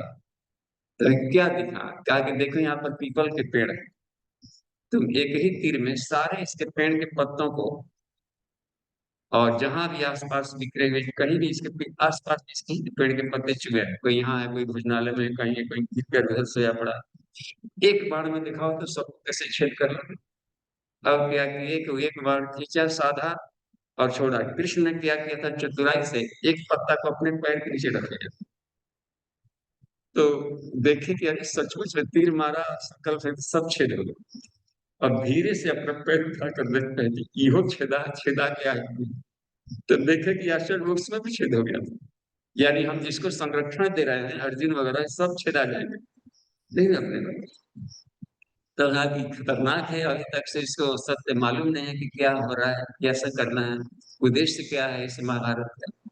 तो कहीं ऐसा नहीं कि इसका उपयोग पड़ा। तो इस तरीके से वो समझ गए कि होगा बात है, तो उसको बात पर जब बन गई तो उसका उद्धार किया, शरीर काटे, गर्दन। तो कहा कि तुम्हारे हमारे अंतिम कामना क्या है, क्यों हमसे चाहते हो, क्या चाहते हो, वरदान मांगा कि हम चाहते हैं कि महाभारत देखें अंत तक। तो वो उस समय उसको वहां पर टांग देते, तुम्हारा मुंड टंगा रहेगा। अब देखिए सारी ज्ञान इंद्रियां ही है, ऋषि लोग सारे प्राण के रूप में रहते हैं, तो सातों प्राण सेवेंथ डायमेंशन के ही पर फेसियल रीजन है। तो उससे पूरा का पूरा अपना पा रहा था, थर्ड आई उसका डेवलप था, उसको मैंने ऐसी दृष्टि दी है कि तुम यहीं पर रहते हुए सारा देख लोगे, तब वहां पर दिया। और वो देख रहा था कि सत्य क्या, युद्ध ही नहीं हो रहा, न कहीं पांडव है, न कहीं अर्जुन कौरव, न कहीं। तो इसमें बात बन रही है कि सबने देखा कि अरे सब एक ही, तो कृष्ण के ही सारे रूप, तो कृष्ण ही मार रहे हैं। कृष्ण अर्जुन को दिख रहा था कि हम मार रहे थे, लेकिन ये देख रहा था बरबरी तीर के नोक पर इनका सुदर्शन चक्र जाकर पितामह को मार रहा था, ये बरबरी देख रहा है। और पितामह भी क्या है, उसको देख रहा था कि वही ब्रह्म में है, तो उसमें भी कृष्ण ही देख रहे थे। गजब लीला, कहा कि कहीं युद्ध हुआ ही नहीं था, ये वाली सब ला मिल गई, तो उसको पाने के लिए भी पात्रता की जरूरत है, अचानक भी नहीं मिलता वो सब। तो अपने पात्रता का विकास करेंगे तो ईश्वर भीतर से सिद्धियों के रूप में प्रकट होता है। ओके जी, तो ठीक है, अपने अपने पात्रता के आधार पर सब लोग पाए। अगला प्रश्न देखिए। हाँ भारती दी, चलिए भारती दी की प्रणाम बोल बाबूजी। जी प्रणाम। बाबूजी, जो हमने वो श्लोक 14 में किया था कि वो ही गुणों का भोक्ता है, तो अभी मैं ये समझ रही हूँ इन श्लोक नंबर 22 कि जैसे जैसे हमारी साधना बढ़ती है वैसे हम जीव माने कि भोक्ता से साक्षी चैतन्य में जाते हैं और उससे ऊपर उठ के हम फिर आत्मा में जाते हैं और परमात्मा में विलीन हो जाते हैं। क्या मैं ठीक समझ रही हूँ बाबूजी? हाँ जी, देखिए उस हालत में भोगते भोगते हुए भी उसके उसमें आसक्ति नहीं होने से चिपका, क्योंकि आप आनंद ले रहे हैं, गाड़ी को हाँक रहे हैं। तो यदि साक्षी चैतन्य बन करके उसका आनंद ले रहे हैं, तो भोगने का सही आनंद तभी ही मिलेगा, और वो भोगते हुए भी वो पाप पुण्य में नहीं फंसेगा। पूरा युद्ध करते हुए अर्जुन को कहीं पाप नहीं लगा, देखिए कहीं करने का। तो इसका मतलब होता है कि वो अलग तरीके से युद्ध कर रहा था, जी करने की शैली भी अलग थी। कृष्ण भी सब कुछ करते हुए संकल्प में है कि संकल्प लेता हूँ कि मैं हथियार नहीं उठाऊंगा, लेकिन आप जरूरत पड़ी तो हथियार उठा लिए, तोड़ दिए सारे वचन फिसल। नहीं कि थू के तुम अपना पाले रहो, मारो स्मिता के नहीं मारेंगे, वहां कह रहा था कृषि वचन तब अब यहाँ क्या होगा। तब जब देखा कि अभी भी इसके उसमें वो पोटेंसी नहीं बन पा रहे हैं, तो ये कहीं ना कहीं पर मोह ममता का आवेग है। तो यदि विशुद्ध आत्मा अपने आप को पाल ले तो साक्षी चैतन्य बन जाता है। और क्योंकि आनंद के लिए सारे बनाए हैं संसार का, तो ये तेन त्यक्तेन भुंजिता अस्तित्व प्रज्ञ जब हो जाएगी साधना करते करते, तभी त्यक्तेन भुंजिता की शक्ति आएगी संसार को निर्लिप्त भोगने का। तो ये महर्षि रमण का सबसे ये अतिमालिक कक्षा यही बताता है, पहले अपने आप की सभी परतों को शुद्ध करो, पांचों परतों को, न कि केवल बाहर शरीर के भीतर के पांचों कोषों, पांचों कोषों परतों जिसको सावित्री का होना है, और इसको शुद्ध करो। और शुद्ध करने के बाद मुक्त करो। क्या मुक्त करें?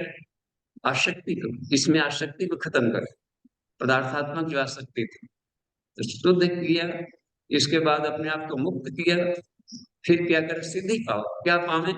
इस तरह के हैंडल करने का, अस्तित्व प्रज्ञ होकर संसार में तैरने का तुम अभ्यास करो, तो तुम पक जाओगे, सिद्ध हो जाओगे, तब तुम संसार का भोग कर सकते हो। नहीं तो ये फंसा डालेगा तुमको विभिन्न जोनियों में लफड़ाते रहो। जी दीदी धन्यवाद। ठीक है। जी जी, थैंक यू बाबूजी। अनिरुद्ध सिंह चौहान जी का है। हाँ जी प्रणाम। उनका नहीं देखिए, अनुमति दीजिए। बाबूजी प्रणाम। यहाँ प्रणाम। बात आई थी शक्ति के साथ मतलब निरत रहेंगे, आनंद की अनुभूति होगी। अब बाबूजी, हाँ, यहाँ आगे आनंद भी मतलब किस तरीके का और कौन अनुभूति कर रहा है? जैसे हम भोजन कर रहे हैं और आनंद की स्थिति बनी हुई है, और अभी आसक्ति इसमें किस तरीके से प्रभावी हो जाएगी अगर हम आसक्ति के साथ करेंगे? थोड़ा बताया जाए बाबू ये। हाँ, यदि पदार्थ को भिन्न मानेंगे अपने से, तो भिन्न मांगेंगे कि ईश्वर इसमें, ईश्वर नहीं ये भिन्न है, तो ईश्वर को छोड़कर भिन्न को पाने जाएंगे, इसमें आनंद था। अब यह है कि ये कहाँ से, तो गुण को, गुणों को यदि इसमें क्षेत्र क्षेत्रज्ञ वाला में उसके वो प्रकृति की उसके गुण है और ईश्वर का गुण है, इसमें से झिलमिला रहा है, तो हम ईश्वर की तरफ जाएंगे, न कि उस वस्तु में खोजेंगे।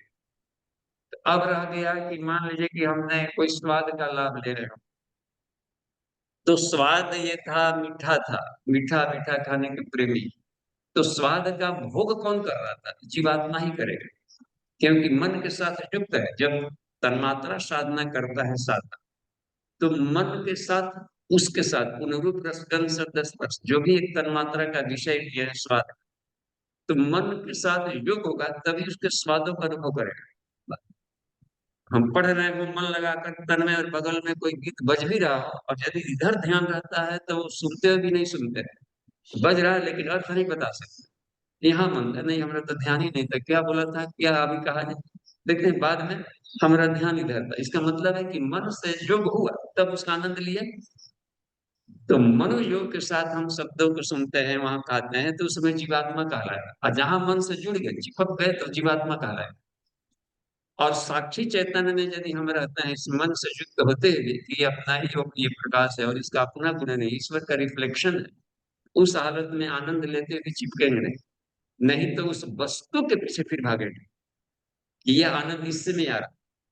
अच्छा, मान ली कि ये रसगुल्ला मीठा है या कोई मीठा खा रहा है और मीठा, तो यदि उसका अपना रहता तो हमेशा एक रूप में रहता है। जैसे जैसे पेट भरते जा रहा है, वैसे वैसे स्वाद से भी तृप्ति होते जा रही है। अब पेट भर गया, लिखा ले नहीं अब तो रसगुल्ला भी नहीं चलेगा, देख रहे हैं एकदम कुबन जैसी हो रही है। सुबह में वही भात, फिर रात को भात, सुबह में भात, रात में भात, भात है भात, देख रहे हैं एकदम कुब गया उसका, उसको चर्चा तक नहीं सुनता। फिर जाकर के धीरे धीरे उसको शांत हुआ। यदि उसका रहता, बनता और शाश्वत आनंद रहता तो इसमें रहता। इसका मतलब ईश्वर के वाला है, और इसके पीछे भागेंगे तो घसीट ले जाएगा हमें। और वो पीछे तब भागेंगे जब उसकी आदत लग जाएगी। तंबाकू खाने की आदत लग जाएगी तो अब उसके बस में हो गए। अब बस में हो गए तब तंबाकू के लिए अब यहाँ नहीं मिलता है तो वहां जाओ, चला जाना 10 किलोमीटर दूर है, गाड़ी से जब करके ले आना। देखिए कितना परेशान कर, बेचैनी मिला दिया। हीरोइनची को यदि न हीरोइन मिले तो अपने शरीर को नोचने लगेगा। तो इसलिए उसमें बाद इसका मतलब कि उसके क्लच में आ चुका है, चिपक कर। तो यह रहा गया है कि हम मन से लाभ लें और फिर जाके फूल से उड़ जाए, स्वाद भी लिया और उससे चिपका ले। तो उसमें यदि बार बार रिपीटेशन होगी तो फिर उसके बस में आ जाए। किसी चीज को रस लेकर रिपीट एंड रिपीट करेंगे तो उसकी जड़ें बहुत गहरी चली, फिर अब उसके बस में चले गए, अब खूब नचाएगा अपने ढंग से। और यदि बस में नहीं हुआ तो आनंद के लिए बनाएगा, तो आनंद लिया फिर चलते बढ़े। टेंजेंशियल लव उसको कहते हैं। इस तरीके से आगे बढ़ने के लिए बात, ये तो तन्मात्रा साधना का स्वरूप फिर ये रखना पड़ता है। तो भोक्ता भक्ति और गुण भक्ति से जो बात इसमें कही गई है तो वो था। तो फिर करें, क्रॉस क्वेश्चन करिए चौहान साहब। जी जी बाबूजी, धन्यवाद, समझ में आया। हाँ हाँ धन्यवाद। नितिन जी 3 मिनट है और कोई एक प्रश्न हो सकता है अपने समूह में से। हाँ चलिए इधर, ठीक है त्यागी जी, आपका कुछ प्रश्न है? नहीं, देखिए उधर माइक चला गया, वहां गया। हाँ नहीं, आवाज क्यों नहीं आ रही? देखिए तो थोड़ा करीब आके बोल दीजिए, जल्दी जल्दी, या उनसे बोलिए, नितिन से बोलिए, वो सुन के हमको बताएंगे। आप नितिन जी को बोलिए, एडमिन को बोलिए, वो हमको बता दें। कि देखो हम बहुत समय की ये बात है, एक कहने के मन है जब भी झाड़ है किनारी को और बन गए तो कभी न कभी पता वो काला का ज्ञान हुआ। हाँ तो फिर ये होता है कि आत्मा जन्म लेती है और किया कैसे विधान का है। पहले बात तो इसको हम ये बात है पहला जन्म दिए ही नहीं होगा तो निकाल ना, तो उसका जन्म कहाँ जाएगा, जन्म हुआ नहीं, निकाले नहीं, अपने को बहुआयामी बना ले। एको हम एकत्व रहे, बहुआयामी विभिन्न डायमेंशन का हम हो जाए। तो अपने आयाम को बदला उसमें से, तो अपने भी अंश तो वही रहा। जहाँ अंश एक ही रहता है तो अलग नहीं कहेंगे। जैसे कि ये फल है और पेड़ से फल जुड़ा हुआ है तो अलग नहीं कहेंगे उसको। वृक्ष से लगा हुआ है पेड़ तो अलग कैसे कहेंगे उसको, अलग नहीं कहेंगे। अपने एक स्वरूप का एक रूपांतरण ऐसे किया, लेकिन एकत्व अभी भी है। तिलंगी है, उड़ रहा है आकाश में, लेकिन उसकी जड़ें लटाई में, तो अलग नहीं कहेंगे। अलग होने पर तो फिर दिक्कत आ जाएगी। प्रलय कहीं भी अलग अलगत तो है ही नहीं, वही भक्ति फिर संरक्षण कौन करेगा, कैसे क्या होगा?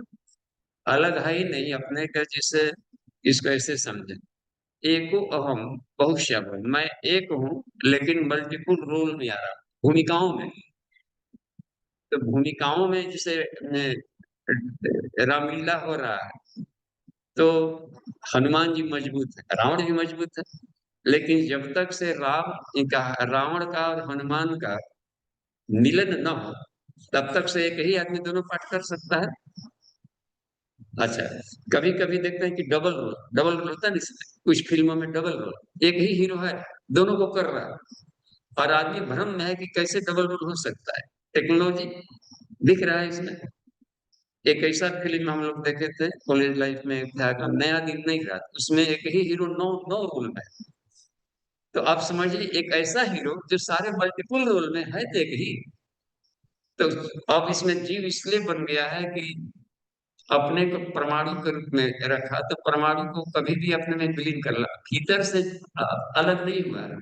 आप और हम अलग ऐसे दिख रहे हैं, लेकिन भीतर एक आकाश तत्व है, इसमें भी स्वरूप उतना ही ढंग से घनत्व वाला है, वो कहीं अलगा तो नहीं है। तो एक होते हुए भी अनेक रूप में देखना, यही उसकी विशेषता है। ये सिर्फ प्रकाश के रेडिएशन चलने लगता है कि अलग अलग। तो वो चिनगारी भी निकला तो उसी कान से सारा गुण अपने आया है, वो चिनगारी। और बीच में जो गैपिंग दिख रहा है कि चिनगारी इधर उड़ रहा है, यह तो वो उसी के भीतर में तैर रहा है अभी भी, उसी के शरीर में। अपने विचार निकले तो विचार अलग नहीं है, विचार निकला तो आकाश ही अपना बॉडी है। तो अपने ही बॉडी में ये तरंगे जाती रहती है, चिदाकाश में जाएंगे, चिदाकाश में जाएंगे। यहाँ अलगत तो नहीं है, हाँ, हर जगह एक अखंडता है। अच्छा, अब मान लीजिए कि स्कूलिंग कर लिए तो एक थोड़े से दायरे में बंद कर लिए खास शरीर में, तो भुलकड़ी आ जाती है कि मैं विराट हूँ। मैग्नेटिक फील्ड छोटा कर दिया था, तो अपने भीतर में से एक अवक्षेपण निकाला, लेकिन भीतर से संबंध बनाए रखा। ऊपरी लेयर से एक बनाया, शरीर में से बाल निकले तो बाल लग रहा है कि भिन्न स्वभाव का है, काटने पर दर्द नहीं हो रहा है, लेकिन शरीर का ही अंग है, कहीं गैपिंग नहीं है उसका। तो उसी में से ऐसा निकाला एक चेतना, जिसको आत्मा कहते हैं, जो कि चिपकाव भी कर सकता है, यानी कि इन वस्तुओं से, मन बुद्धि वगैरह से, प्रकृति से चिपकने वाला स्वभाव भी है, असक्त वाला, और अपने को रखा अनासक्त वाला। तो जड़ों के स्वभाव अलग होते हैं, देखते हैं? कुछ कुछ पौधों में जड़ खाए जाते हैं, किसी में फल खाए जाते हैं, किसी में बीज खाए जाते हैं। तो यह विभिन्न रूपों में अपने आप को प्रकट करना, इसलिए उसको अनंत तरह की उसके विशेषताएं। तो अलग दिखते हुए भी एक ऐसा भी आयाम में साथ में रहता है, होमोजीनियस, जो कि अलगत्व नहीं है। उसका हमने साक्षात्कार किया है और उसी को कहा कि तेजो ऐसा कहीं भी भिन्न भिन्न नहीं है। ये आपको लग सकता है शायद कि हम दोनों में अलग अलग जैसे हैं, लेकिन दशमलव में भी अंतर नहीं है। भीतर वाला एक ऐसा एक परत है जिसमें कि हम सब एकत्व में। तो उस लेयर में जाने पर वो कहा है कि वासुदेव सर्वदेव।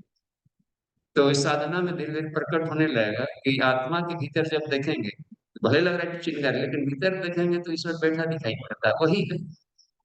वही अपने के छोटे पोटली बंद किया, वही थोड़ा सा विराट रूप है। हनुमान जी पर्वताकार भी हुए, मस्तक रूप भी हुए, देख रहे हैं ना? तो मस्तक रूप हुए तो कह सकते हैं आत्मा। विराट रूप है तो वही। तो अलगत तो नहीं है कहीं, वो कभी जन्मता ही नहीं है। वो बड़ा छोटा होना, दृश्य बदलना, इसी को हम लोग जन्मना कहते हैं। प्रकट होना, विलीन होना। चलिए शांति पाठ कर लेते हैं, 3 मिनट एक्स्ट्रा। ओम शांति शांति शांति। समाप्ति।